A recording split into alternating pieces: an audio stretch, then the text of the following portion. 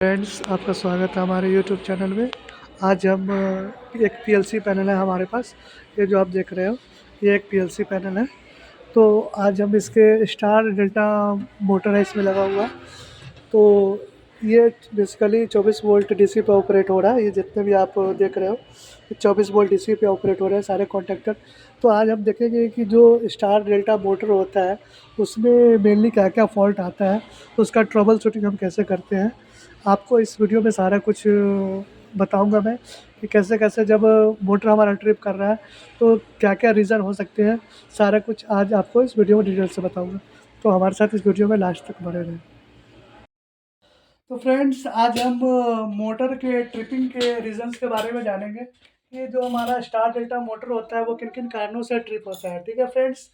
तो इसमें मेनली जो हम पॉइंट नोट करते हैं वो 4 रीज़न्स होते हैं स्टार डेल्टा मोटर को ट्रिप होने के। जो पहला रीज़न है वो है motor is rotating in wrong direction. अगर मोटर की जो डायरेक्शन है वो अगर गलत है, वो रॉन्ग डायरेक्शन में रोटेट कर रहा है, तो वो ट्रिप कंडीशन प्रोवाइड करेगा, वो ट्रिप हो जाएगा मोटर। दूसरा है motor current is higher than ampere set in OLR. जो ओवरलोड रिले हम लोग यूज़ कर रहे हैं, उस ओवरलोड रिले में जो हम एम्पीयर सेट कर रखे हैं, उस एम्पीयर से अगर हमारा मोटर ज़्यादा करंट ले रहा है, तो भी वो ट्रिपिंग कंडीशन देगा। ठीक है फ्रेंड्स? उसके बाद जो स्टार डेल्टा टाइमर सेटिंग है, उसमें अगर हम जो स्टार डेल्टा टाइमर जो है, उसका टाइमिंग का सेटिंग अगर हम गलत कर देंगे, तो भी मोटर हमारा ट्रिपिंग देगा।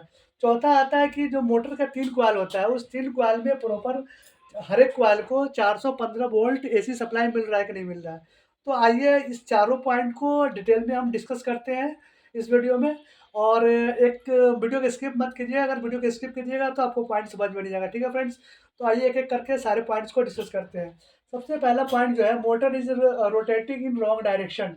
मोटर मान लिया जाए कि जनरली जो हमारा मोटर होता है, वो क्लॉकवाइज़ डायरेक्शन में, जो घड़ी की डायरेक्शन है, उस डायरेक्शन में रोटेट करता है। अगर मान लीजिए कि वो घड़ी की जो डायरेक्शन है, वो हमेशा जनरली ऐसे होता है। ठीक है फ्रेंड्स? और ये हो गया हमारा एंटी क्लॉकवाइज़ डायरेक्शन। तो अगर मोटर हमारा एंटी क्लॉकवाइज़ डायरेक्शन में रोटेट करेगा, तो भी मोटर हमारा ट्रिप हो जाएगा। ठीक है फ्रेंड्स? तो हमें सबसे पहले ध्यान देना है कि मोटर की जो डायरेक्शन है, वो सही है कि नहीं सही है। अगर मान लें कि मोटर की डायरेक्शन एंटी क्लॉकवाइज़ है और हमें मोटर को क्लॉकवाइज़ चलाना है, तो मोटर का जो इनपुट में जो 3 फेज़ सप्लाई आ रहा है, उस फेज़ में से एक फेज़ को हम इंटरचेंज कर देंगे, तो उसका डायरेक्शन सही हो जाएगा। आपने ड्यूल स्टार्टर या कोई भी स्टार्टर में आपने देखा होगा कि अगर मोटर का डायरेक्शन चेंज करना होता है, तो हमें उसके एक फेज़ को आपस में इंटरचेंज करना होता है। जैसे यहाँ पे 2 फेज़ है, आर और वाई। तो जब मोटर आर, वाई भी 3 फेज़ चले गए, तो फ्रेंड्स जो वाई और बी है, इस दोनों को आपस में इंटरचेंज कर देंगे, तो जो मोटर की डायरेक्शन है वो सही हो जाएगा। ठीक है फ्रेंड्स? अगर वो एंटी क्लॉकवाइज़ रोटेट कर रहा है, तो वाई और बी को एक फेज़ को चेंज कर देंगे, जो मेन रिकवर एमसीसी में सप्लाई आ रहा है उसको चेंज कर देंगे, तो मोटर की डायरेक्शन जो हो जाएगी वो क्लॉकवाइज़ हो जाएगी और आपका मोटर सही हो जाएगा।